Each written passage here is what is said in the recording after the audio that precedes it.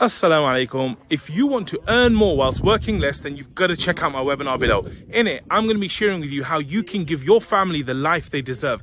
A life full of impact and free from restrictions, like working from anywhere. Assalamu alaikum guys, and welcome to another episode of Smile to Jannah. Christmas is cancelled. You are a disgusting person. Thanks to Israel. So Christians believe that Bethlehem was where it all began. You've got the site of the stable in which Jesus was, and you've got the Church of Nativity there, and you've got people from all areas go and flock there, especially during this time. But if you speak to the leaders of Christianity there, they say Christmas is pretty much cancelled. It's pin drop silence there. Just about a few people walking here and there when they would be bustling with people. Now, if somebody was to tell you that there is a country, that will cancel Christmas, mate, sometimes when the far right think that we're going to do that, or they think that pro-Palestinian protesters are going to try and cancel Christmas, mate, they blow a fuse. They go nuts. But here you have Israel that have pretty much cancelled the one event in the year that some people really look forward to. Now, what do I mean cancelled?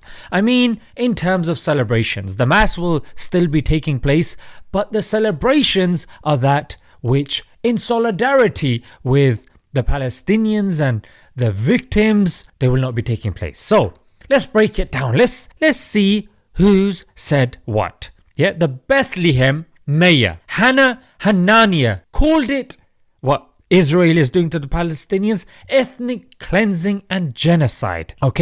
Rami Asakri, who's a Franciscan friar, who's the pastor of St. Catherine's Church. He goes, "We have cancelled the celebrations in solidarity with the victims of war." So his thing was a bit generic.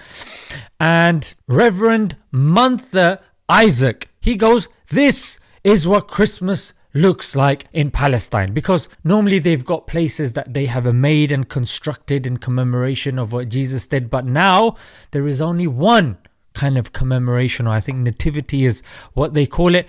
And he goes, "This is what Christmas looks like in Palestine." And he stood by the nativity scene with Jesus in the rubble. And he goes, "If Jesus was born today, he would be born in Gaza amid the rubble." How can this not sound true to the Christians out there? How can this not concern you? How can this not worry you? Because you have become a slave to the propaganda. That's literally it. You have been suckered into this. Your own Pope, for God's sake, he called it terrorism, what Israel did to, and this was specifically in Gaza City, on the grounds of a Catholic church. An elderly woman and her daughter were shot in cold blood. When one of them was shot, the other tried to save her. She was shot as well. And 7 others were wounded, just trying to help each other.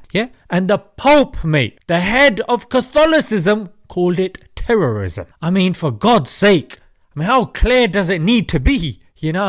Why is there not more outrage coming from Christians? Hopefully this will be a bit of a wake-up call, because this isn't the only time. There's clips in which Israelis will go spitting on Christians, and then when it's on TV, hey, it's a tradition. What? How can you be okay with that? How can you be okay with the tradition of getting spat at? I don't get this, mate. Who cares if they're from the Old Testament? What does that say? That you can end women and children? I've got to choose my words carefully. So, guys, very concerning, very worrying.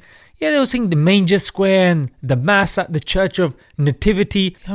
People, they can't even come there. Why? Because the checkpoints that allowed people to go in and out have closed, which doesn't allow people to move freely. Tourism obviously is a no-go, so it's mad.